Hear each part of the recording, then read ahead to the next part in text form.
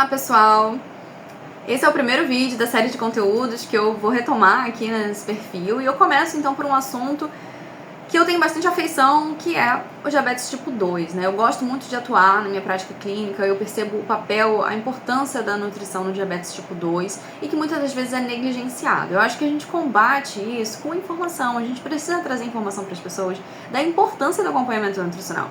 Porque muita gente sai do consultório médico com o diagnóstico de diabetes tipo 2, uma lista de medicamentos ou até com a recomendação do uso de insulina e se baseiam, né, o seu tratamento, o controle glicêmico somente nessa terapia medicamentosa, quando na verdade uma alimentação saudável que evite picos glicêmicos, ela deve ser levada a vida inteira.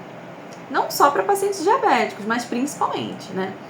Então isso a gente só consegue com o acompanhamento nutricional, com o processo de educação nutricional, até gerar autonomia desse paciente fazer escolhas alimentares que sejam mais favoráveis, né, à sua saúde.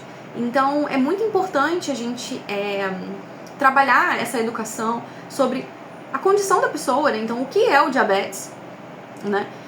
O que fazer, o que são os picos glicêmicos, como evitá-los, como que a gente consegue adequar a alimentação desses pacientes. Então vamos lá.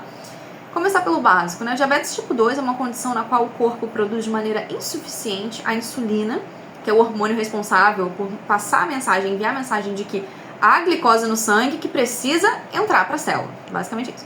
Ou essa insulina consegue ser produzida, está sendo produzida, mas a leitura dessa mensagem não está conseguindo ser feita pelas células. Esse é um quadro chamado de resistência à ação da insulina. Um quadro bastante comum, né, que está associado a níveis aumentados de inflamação e de estresse oxidativo, né, e aí o diabetes tipo 2 também descompensado, descontrolado, está associado a diversos riscos, né, principalmente risco de lesão vascular, né, aumentando o risco cardiovascular, risco de neuropatia diabética, risco de lesão renal, né, então o paciente diabético tipo 2, ele precisa controlar seus níveis glicêmicos e também ficar de olho na função renal, porque o diabetes descontrolado, essa glicemia descontrolada, aumenta o risco de doença renal crônica, tá? Dentre outros vários, né, pontos que a gente precisa alertar o paciente, tá? Então, assim, a gente sabe que as principais causas para o diabetes são sobrepeso e obesidade, principalmente aqueles, né, cuja região onde o excesso de gordura está localizado é a região abdominal. Então, muitas das vezes, a região onde a gordura está presente importa mais do que a quantidade de gordura em si. E a região abdominal é bem importante, viu? A gente precisa ficar atento. Além disso, o sedentarismo, que a gente sabe, né, que tem uma parcela importante.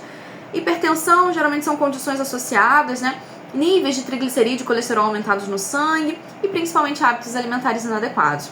Com o paciente com diabetes tipo 2, a gente precisa ir além das calorias. A gente precisa ir além de cortar carboidratos, né? Cortar alimentos que são fontes de carboidratos. Não, a gente precisa adequar não só a caloria, não só a quantidade de carboidrato, mas também a fonte desse carboidrato, esses alimentos, a qualidade desses alimentos. Não só a qualidade, mas também a composição das refeições que levam alimentos que são ricos em carboidratos. Então não deixar esses alimentos que são fontes de carboidratos sozinhos na alimentação ao longo do dia, mas sim compor essas refeições. Isso é muito importante.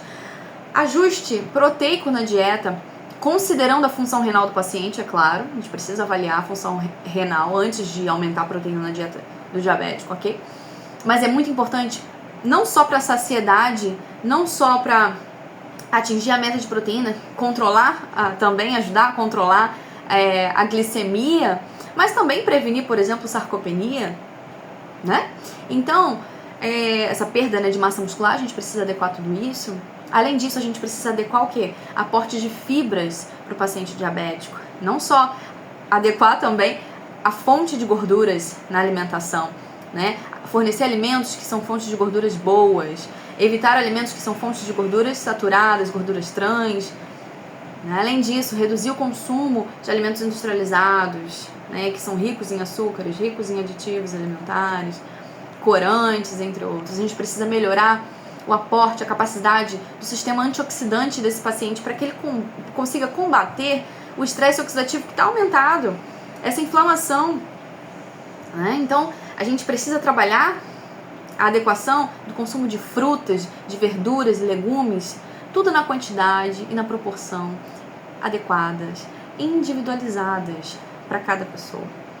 Além disso, a gente também precisa trabalhar a saúde intestinal, porque sabe-se que cada vez mais uma microbiota intestinal saudável está associada com melhores índices glicêmicos, né? Com melhor capacidade de sensibilidade da ação da insulina. Então, a gente precisa trabalhar de maneira global com o paciente. Complexo, né? Mas é muito bacana ver a evolução, trabalhar a educação nutricional e ver lá nos exames a melhora dos parâmetros de glicemia.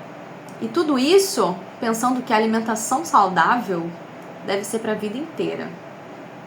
E não só se basear nos medicamentos para atingir esses objetivos, né? A gente precisa trabalhar de maneira multidisciplinar.